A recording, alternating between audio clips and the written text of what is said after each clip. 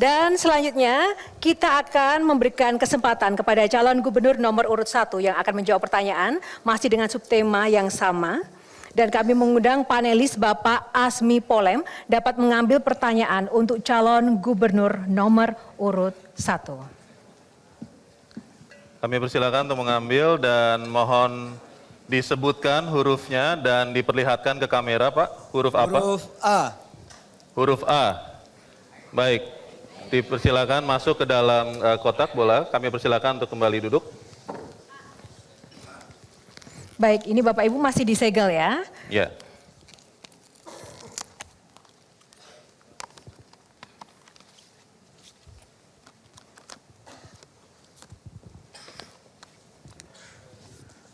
Alih fungsi lahan pertanian untuk kebutuhan industri dan perumahan telah berdampak pada penyempitan lahan pertanian di Provinsi Banten. Sensus pertanian tahun 2023 menunjukkan terjadi penurunan usaha pertanian dari 665.502 unit sejak tahun 2013 menjadi 609.567 unit. Pertanyaannya, apa langkah dan kebijakan pertanian, inovasi teknologi, serta perbaikan sistem irigasi yang akan Anda lakukan untuk meningkatkan output pertanian yang berpihak kepada para petani? Waktu Anda menjawab 2 menit dimulai ketika Anda bicara. Silakan. Baik, terima kasih. Rencana tata ruang baru saja disahkan di tahun 2024 kalau tidak salah atau 2023, di mana itu menjadi acuan pada saat untuk kita membuat kebijakan. Kita tahu potensi daerah Lebak, daerah Pandeglang, di daerah Kabupaten Serang, dan juga sebagian di Kabupaten Tangerang, bagaimana potensi akan menjadi lumbung padi. Persoalan ditemukan di lapangan adalah mengenai bibit, pupuk, dan juga irigasi. PR kami tentunya dengan dinas terkait dengan kebijakan anggaran bagaimana memastikan ketersediaan pupuk. Ada keluhan warga, Bu Airin sekarang lebih sulit mencari pupuk, apalagi ada kelompok tani yang secara tidak profesional memberikan sehingga kami kesulitan menjadi pupuk. Bagaimana bibit juga kita maksimalkan dengan bibit unggul, irigasi di beberapa titik tertentu saya sudah catat di dalam setiap kunjungan, itu akan menjadi skala prioritas dalam program bagaimana untuk melakukan hal tersebut. Dan juga ada beberapa hal yang lainnya yang Pak Ade akan menyampaikan. Silakan. Terima kasih Ibu. Di mana tata ruang yang sudah dibuat ini adalah sawah dilindungi harus kita jaga. Jadi ada sisi pertama ini harus menyetop bagaimana agar alih fungsi lahan ini terhenti. Sisi berikutnya di mana adalah kita harus memaksimalkan dari sisi pendapatan para petani. Bagaimana itu diantaranya irigasi yang selama ini contoh misalkan di Cipanas kasus tik. Itu bisa mengairi ribuan hektar. Akan tetapi yang awalnya 3 kali panen, akan tetapi sekarang hanya 1 kali panen. Kenapa? Karena irigasinya belum diperbaiki. Itu hal-hal yang konkret yang selama ini dikeluhkan kepada kami. Belum lagi bagaimana jalan poros desa yang selama ini menjadi masalah petani. Petani enggan untuk bertani. Kenapa? Karena murah harganya, karena jalannya rusak. Maka untuk itu jawabannya tiada lain. Jalan-jalan poros desa akan kita selesaikan. Kita sudah hitung berapa anggaran yang akan kita gelontorkan untuk jalan poros desa. Sehingga ini menjadi jawaban para petani. Menjadi jawaban untuk rakyat Banten. Terima kasih. Baik, terima kasih.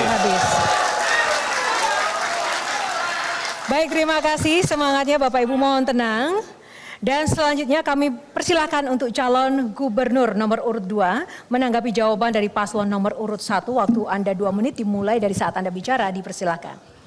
Luas Banten 9.000 km persegi lebih, di mana lebih dari separuhnya merupakan daerah yang berpotensi untuk pertanian. Namun yang terjadi hari ini adalah semakin berkurangnya jumlah petani, sehingga tidak banyak anak-anak petani yang ingin melanjutkan karir bapaknya sebagai petani. Oleh karena itu perlu upaya-upaya khusus, perlu pelatihan-pelatihan khusus untuk bisa membuat pertanian ini menjadi sumber pertumbuhan ekonomi di Provinsi Banten. Kita sadari bahwa Provinsi Banten ini merupakan perbatasan langsung dengan Jakarta. Potensi pertanian ini bisa kita maksimalkan, salah satunya adalah kita bisa menyediakan food station di Provinsi Banten sehingga orang kalau beli beras nggak perlu lagi ke Cipinang. Karena kita merupakan daerah perlintasan antara Sumatera dan Pulau Jawa.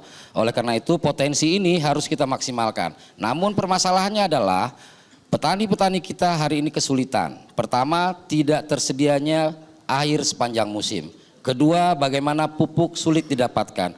Oleh karena itu, kolaborasi dengan pemerintah pusat merupakan sebuah keharusan.